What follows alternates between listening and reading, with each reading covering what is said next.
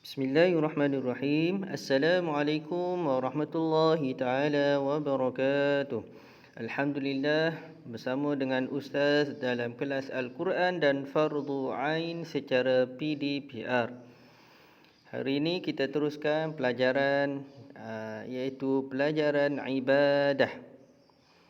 Tajuk dalam pelajaran ibadah kita hari ini kita akan membincangkan berkenaan dengan solat Jumaat. Solat Jumaat adalah tajuk yang baru dan merupakan tajuk yang terakhir dalam pelajaran ibadah kita bagi tahun 4. Apa itu solat Jumaat dan bagaimana cara dan syarat-syarat dia, insya-Allah kita akan bincangkan pada hari ini. Jom kita lihat murid-murid. Iaitu pertama kita lihat berkenaan dengan pengertian dan hukum solat Jumaat. Apa erti solat Jumaat? Pertama, erti solat Jumaat ialah solat 2 rakaat dilakukan dalam waktu zuhur pada hari Jumaat secara berjamaah di tempat yang khusus dengan didahului dengan 2 khutbah. Ini maksud solat Jumaat, iaitu hanya dilakukan 2 rakaat sahaja, yang mana mesti dilakukan dalam waktu zuhur. Tidak boleh di luar daripada waktu zuhur, dan hanya pada hari Jumaat sahaja, dan mesti dibuat secara berjamaah, dan tempat yang khusus iaitu masjid, dan mestilah sebelum 2 rakaat itu dimulai dengan 2 khutbah. Itu maksud salat Jumaat. Yang kedua, murid-murid, iaitu apa hukum menunaikan salat Jumaat? Hukum menunaikan salat Jumaat ialah fardu ain ke atas lelaki yang cukup syarat dia. Fardu ain berbeza dengan fardu kifayah. Fardu ain maksud dia iaitu diwajibkan ke atas setiap lelaki Muslim, yang mana lelaki Muslim itu cukup syarat, maka wajib dia laksanakan.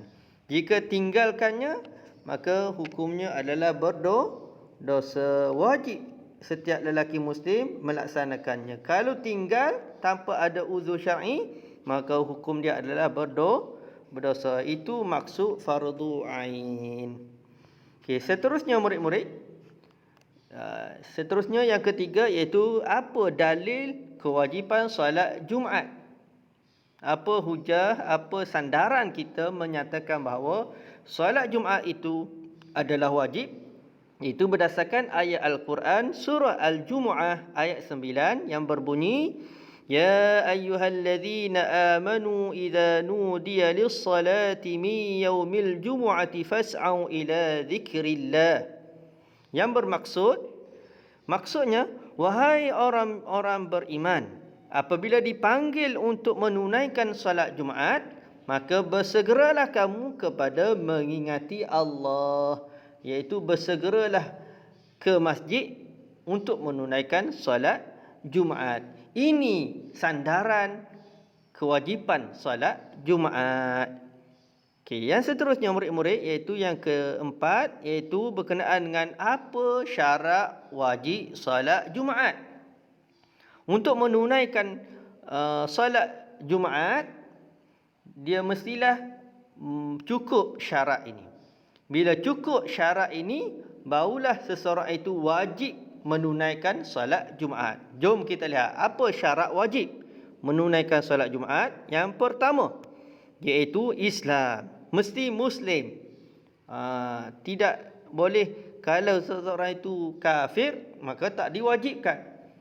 Mestilah dia seorang Muslim, menganut agama Islam, barulah diwajibkan untuk dia menunaikan salat Jumaat. Yang kedua murid-murid, iaitu lelaki. Maknanya tidak diwajibkan ke atas perempuan menunaikan salat Jumaat. Hanya lelaki Muslim saja yang wajib menunaikan salat Jumaat. Itu syarat yang kedua. Yang ketiga, murid-murid, iaitu baligh, sampai umur bagi lelaki iaitu lebih kurang 15 tahun. Yang keempat iaitu berakal. Walaupun dia berumur tapi tidak berakal, maka juga tidak diwajibkan. Mestilah dia berakal, waras, tidak gila. Yang kelima iaitu merdeka, iaitu bebas, bukan seorang hamba. Dia bebas, dia seorang yang merdeka, maka diwajibkan ke atas dia menunaikan solat Jumaat. Yang keenam iaitu sihat tubuh badan. Kalau orang tua sakit, maka juga tidak diwajibkan. Jika sihat dengan cukup syarat yang lain, maka wajib dia menunaikan solat Jumaat. Dan yang terakhir sekali, yang ketujuh, iaitu bermukim ataupun bermastautin. Bermukim atau bermastautin. Maka jika dia termasuk di kalangan orang yang bermukim, maka ataupun bermustautin, maka wajib ke atas seseorang itu menunaikan solat Jumaat. Menunaikan solat Jumaat. Apa itu bermukim? Mukim maksud dia orang yang tinggal di suatu tempat lebih daripada 3 hari. Tidak termasuk hari dia datang dan hari dia keluar. Asalnya dia adalah seorang yang bermusafir. Kemudian dia menetap di satu tempat melebihi daripada 3 hari, tidak termasuk hari dia sampai dengan hari dia keluar. Maka ia termasuk dipanggil sebagai orang yang bermukim.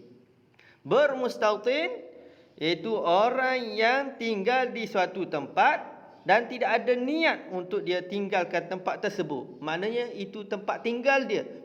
Memang dia tinggal di situ, di kampung tersebut. Maka itu dipanggil orang yang bermastautin. Bermastautin. Itu beza antara bermukim dengan bermastautin. Maka bila diri dia adalah orang yang bermukim ataupun orang yang bermastautin, maka ia juga wajib solat Jumaat. Okey, seterusnya murid-murid, yang kelima iaitu yang terakhir sekali berkenaan dengan syarat sah solat Jumaat. Tadi syarat wajib menunaikan solat Jumaat. Sekarang bila cukup 7 syarat wajib tadi, kemudian dia nak menunaikan solat Jumaat, apa syarat sah, iaitu diterimanya solat Jumaat itu. Diterimanya solat Jumaat tersebut. Ada beberapa syarat sah untuk diterimanya solat Jumaat yang dilakukan, iaitu yang pertama, diadakan di tempat yang telah ditetapkan seperti masjid. Mesti ada tempat khusus, iaitu masjid. Yang kedua, mana tidak boleh ditunaikan di surau ataupun di rumah. Yang kedua, iaitu ditunaikan secara berjamaah. Mesti secara berjamaah. Tidak boleh sembahyang seorang diri, tidak sah. Mesti solat secara berjamaah, iaitu bagi imam wajib dia niatkan sebagai imam dan makmum wajib niatkan sebagai makmum dalam niat solat Jumaat. Yang ketiga iaitu bilangan jamaah sekurang-kurangnya 40 orang lelaki yang cukup syarat wajib solat Jumaat. Sekurang-kurangnya mestilah paling sedikit jumlah jamaah itu 40 orang, termasuk imam. Termasuk imam. Barulah solat Jumaat tersebut sah, iaitu diterima oleh Allah Subhanahu Wa Taala. Dan 40 orang lelaki itu mestilah cukup syarat wajib solat Jumaat, iaitu 7 syarat wajib solat Jumaat yang kita bincang sebelum ini. 40 orang lelaki yang cukup syarat wajib solat Jumaat, termasuklah imam. Barulah sah ataupun diterima solat Jumaat tersebut. Yang keempat iaitu ditunaikan dalam waktu zuhur, bukan di luar daripada waktu zuhur. Sebelum zuhur ataupun selepas zuhur tidak sah. Mesti ditunaikan dalam waktu zuhur. Sama ada awal zuhur, tengah zuhur ataupun akhir waktu zuhur. Barulah sah ataupun diterima solat Jumaat. Yang kelima iaitu didahului dengan 2 khutbah. Mesti sebelum menunaikan 2 rakaat solat Jumaat ada 2 khutbah. Dan 40 orang itu mendengar 2 khutbah tersebut. Kita lihat hari Jumaat 2 khutbah, di pertengahannya imam duduk, antara duduk imam. Itu 2 khutbah.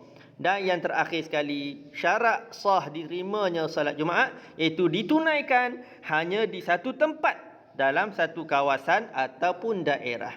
Dalam satu daerah ataupun dalam satu mukim, dalam satu kawasannya, mesti ada satu tempat saja, iaitu satu masjid sahaja. Dan di masjid itulah ditunaikan solat Jumaat.